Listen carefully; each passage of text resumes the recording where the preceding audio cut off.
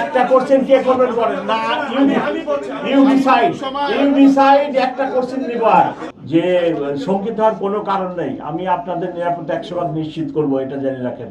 যদি তাই দেখেন যে কোনো দলের পক্ষে কাজ করি নাই, তাহলে এটাই প্রমাণ করে আমরা কোনো দলের না।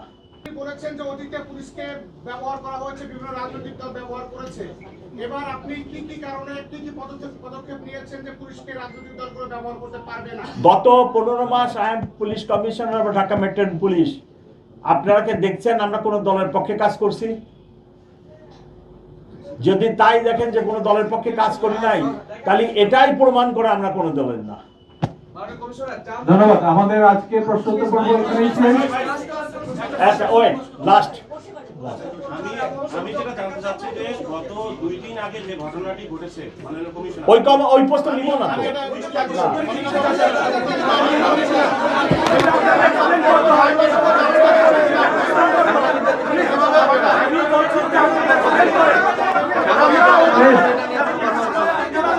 আমরা আপনাদের সহযোগিতা কামনা করছি।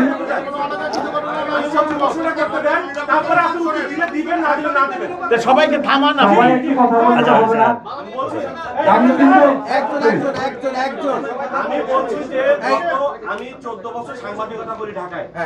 আমি কোন কমিশনারকে, কোন আইজিপি কে লাঠি হাতে রাস্তা নামতে দেখি নাই। এক, 2 নম্বর হচ্ছে একটু এটা একটা ফরমাল প্রেস ব্রিফিং, আপনারা দয়া করে প্রেস ব্রিফিং এ যেটা আদার সেটা মেইনটেইন করবেন। যে আপনি যখন লাঠি হাতে নিজে নেমেছেন রাস্তায়, তারপরেই পুলিশের কিছু সদস্য উদ্দেশ্য প্রণোদিতভাবে আক্রোশবশত শুধুমাত্র সাংবাদিকদের টার্গেট করে মারধর করেছে, হামলা করেছে, ল্যান্ড মেরে ফেলে দিয়েছে।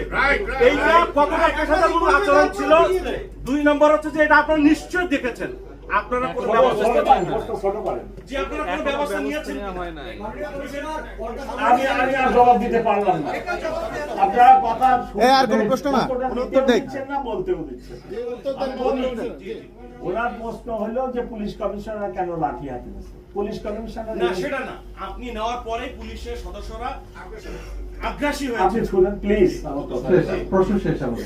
আমি তো আমার ইনফরমাল ড্রেসে আমার বাসায় ছুটির দিন, বাস্তব কথা হলো চুলই কাটাচ্ছিলাম।